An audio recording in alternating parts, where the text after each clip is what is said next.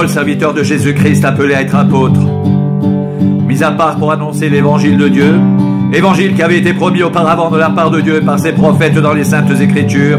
Il concerne son Fils, né de la postérité de David selon la chair, déclaré Fils de Dieu avec puissance, selon l'esprit de sainteté, par sa résurrection d'entre les morts, Jésus-Christ notre Seigneur.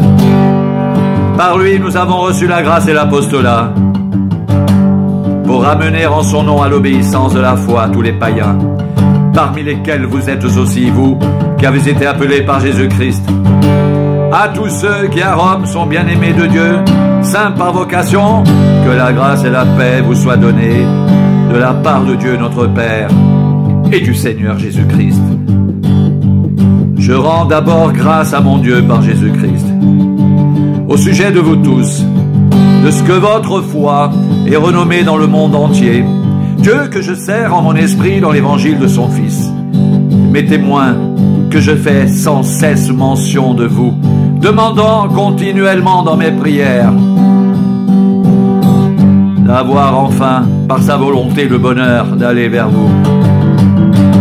Car je désire vous voir, pour vous communiquer quelques dons spirituels, afin que vous soyez affermis, ou plutôt, afin que nous soyons encouragés ensemble, au milieu de vous, par la foi qui nous est commune à vous et à moi. Car je n'ai point honte de l'Évangile. C'est la puissance de Dieu pour le salut de quiconque croit, du juif premièrement, puis du grec.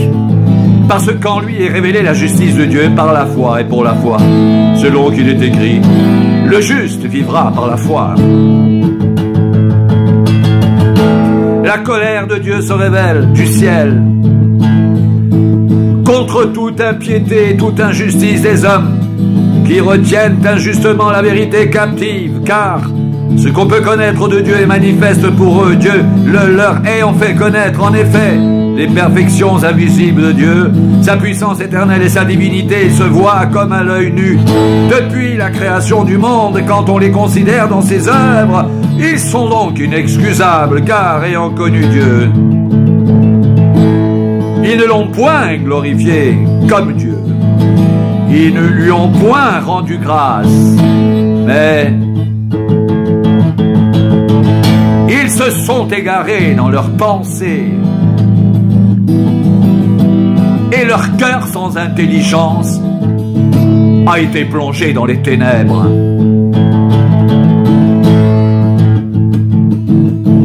Se vantant d'être sages, ils sont devenus fous, et ils ont changé la gloire du Dieu incorruptible en image, représentant l'homme corruptible, les oiseaux, des quadrupèdes et des reptiles. C'est pourquoi Dieu les a livrés à l'impureté, selon les convoitises de leur cœur. Ainsi ils déshonorent eux-mêmes leur propre corps, eux qui ont changé la vérité de Dieu en mensonge et qui ont adoré et servi la créature au lieu du Créateur, qui est béni éternellement. Amen.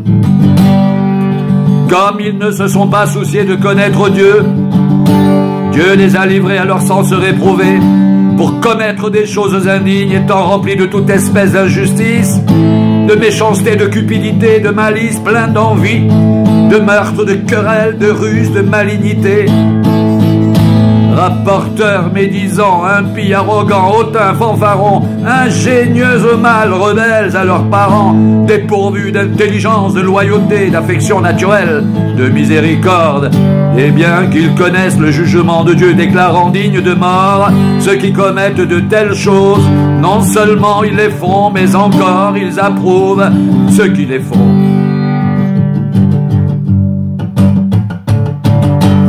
Ô homme, qui que tu sois, toi qui juges, tu es donc inexcusable, car en jugeant les autres, tu te condamnes toi-même, puisque toi qui juges, tu fais les mêmes choses.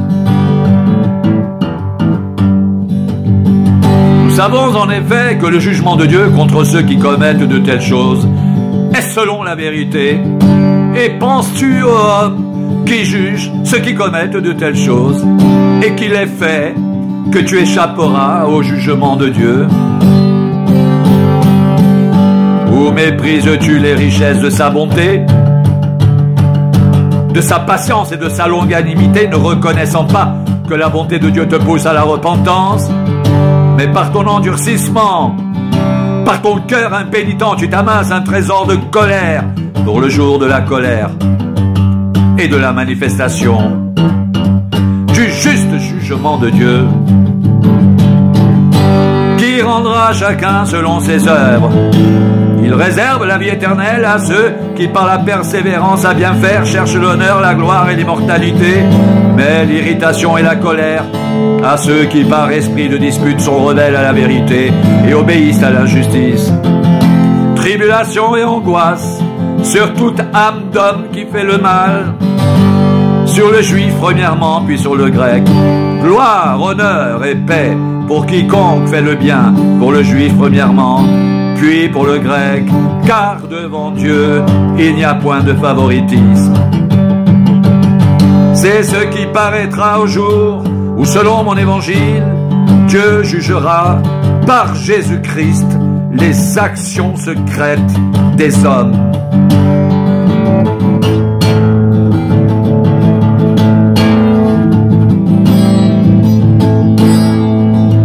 Nous avons déjà prouvé que tous, juifs et grecs, sont sous l'empire du péché, selon qu'il est écrit.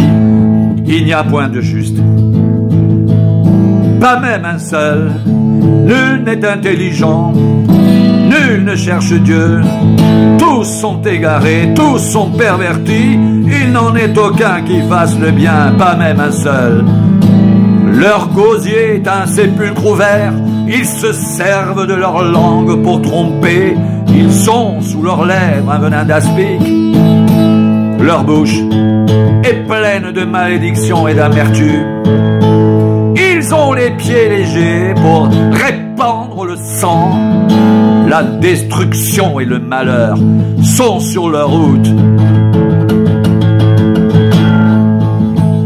Ils ne connaissent pas le chemin de la paix.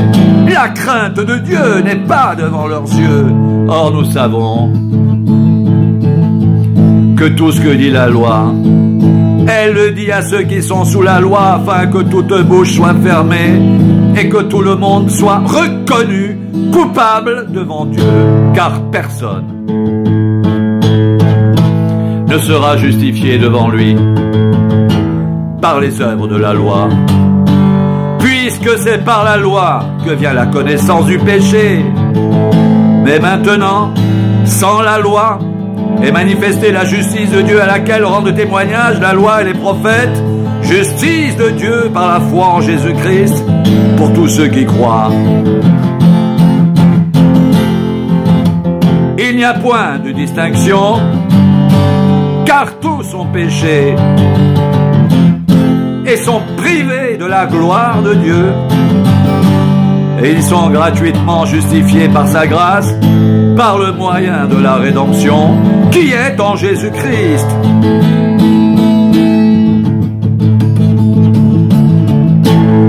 C'est lui que Dieu a destiné à être par son sang pour ceux qui croiraient victimes propitiatoires, afin de montrer sa justice, parce qu'il avait laissé impunis les péchés commis auparavant au temps de sa patience.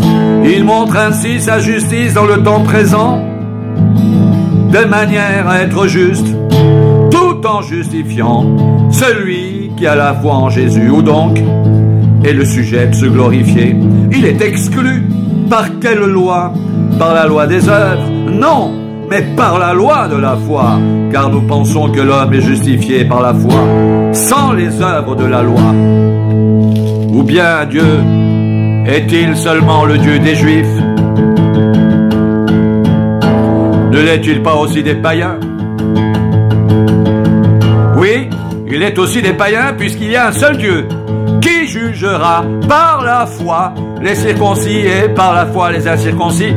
Annulons-nous donc la loi par la foi? Loin de là, au contraire, nous confirmons la loi. Que dirons-nous donc? Qu'Abraham, notre père selon la chair, a obtenu. Si Abraham a été justifié par les œuvres, il a sujet de se glorifier, mais non devant Dieu. Car que dit l'Écriture? Abraham crut à Dieu, et cela lui fut imputé à justice. Or, à celui qui fait une œuvre, le salaire est imputé, non comme une grâce, mais comme une chose due. Et à celui qui ne fait point d'œuvre, mais qui croit en celui qui justifie l'impie, sa foi lui est imputée à justice. De même, David exprime le bonheur de l'homme à qui Dieu impute la justice sans les œuvres. Heureux ceux dont les iniquités sont pardonnées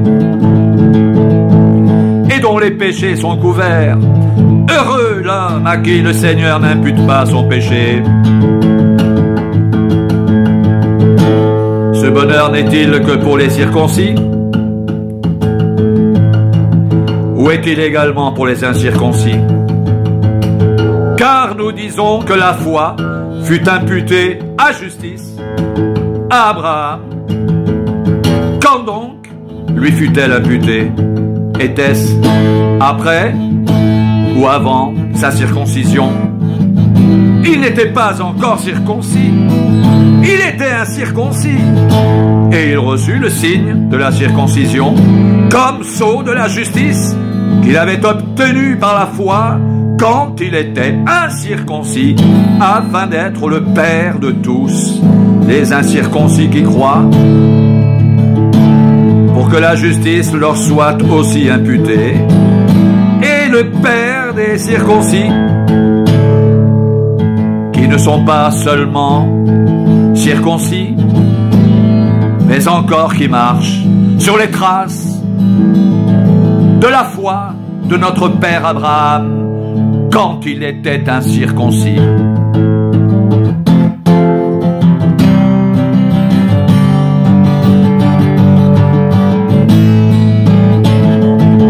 En effet, ce n'est pas par la loi que l'héritage du monde a été promis à Abraham ou à sa postérité. C'est par la justice de la foi. Car si les héritiers le sont par la loi, la foi est vaine et la promesse est annulée. Car la loi produit la colère, et là où il n'y a point de loi, il n'y a point non plus de transgression.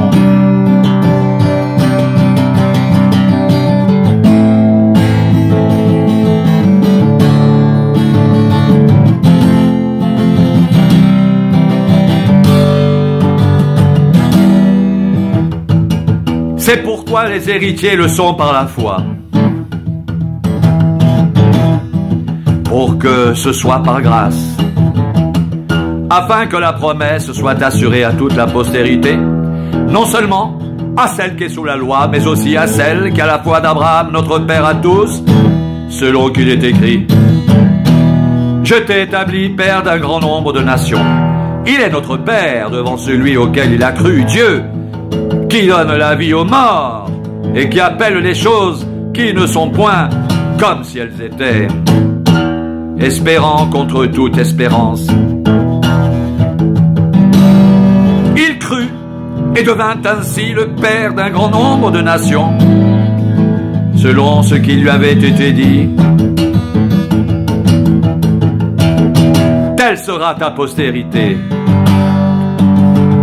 Et sans faiblir dans la foi, il ne considéra point que son corps était déjà usé, puisqu'il avait près de 100 ans, et que Sarah n'était plus en état d'avoir des enfants. Il ne douta point par incrédulité au sujet de la promesse de Dieu, mais il fut fortifié par la foi, donnant gloire à Dieu, ayant la pleine conviction que ce qu'il promet, il peut aussi l'accomplir. C'est pourquoi cela lui fut imputé à justice.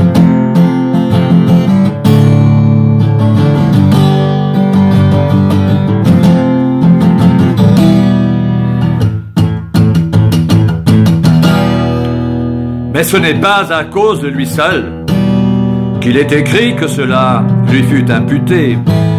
C'est encore à cause de nous, à qui cela sera imputé.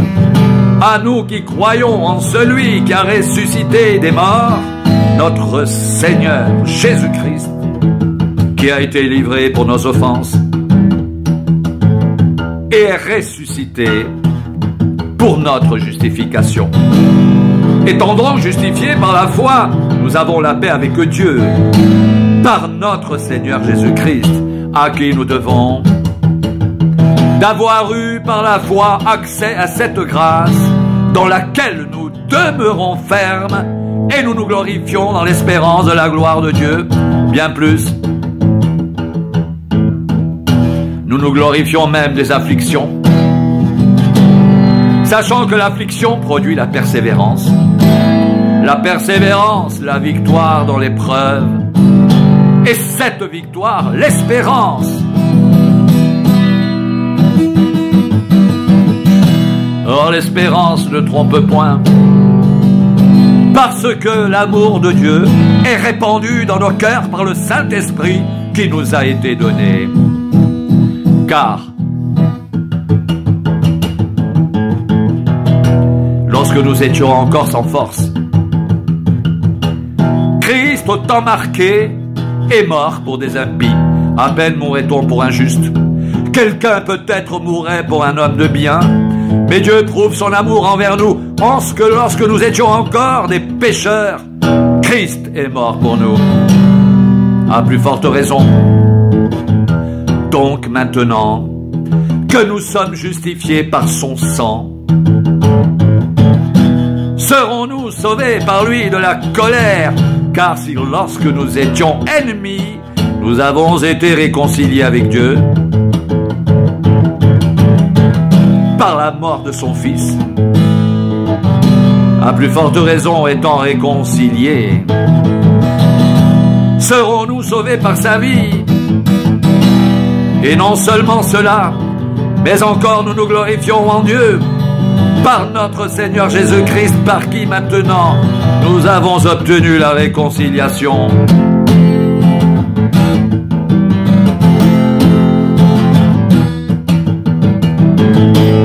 C'est pourquoi, comme par un seul homme, le péché est entré dans le monde, et par le péché la mort, et qu'ainsi la mort s'est étendue sur tous les hommes, parce que tous ont péché. Car jusqu'à la loi, le péché était dans le monde. Or le péché n'est pas imputé quand il n'y a point de loi. Cependant la mort a régné depuis Adam jusqu'à Moïse même sur ceux qui n'avaient pas péché par une transgression semblable à celle d'Adam, lequel est la figure de celui qui devait venir. Mais il n'en est pas du don gratuit comme de l'offense, car si par l'offense d'un seul, il en est beaucoup qui sont morts, à plus forte raison, la grâce de Dieu et le don de la grâce venant d'un seul homme, Jésus-Christ, ont-ils été abondamment répandus sur beaucoup.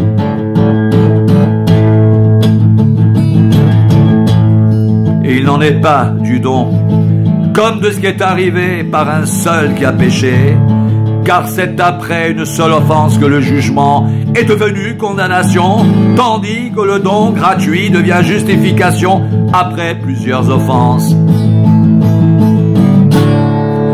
Si par l'offense d'un seul, la mort a régné par lui seul, à plus forte raison, ceux qui reçoivent l'abondance de la grâce et du don de la justice régneront-ils dans la vie par Jésus-Christ seul. Ainsi donc, comme par une seule offense, la condamnation a atteint tous les hommes, de même, par un seul acte de justice, la justification qui donne la vie s'étend à tous les hommes, car, comme par la désobéissance d'un seul homme, beaucoup ont été rendus pécheurs, de même par l'obéissance d'un seul, beaucoup seront rendus justes.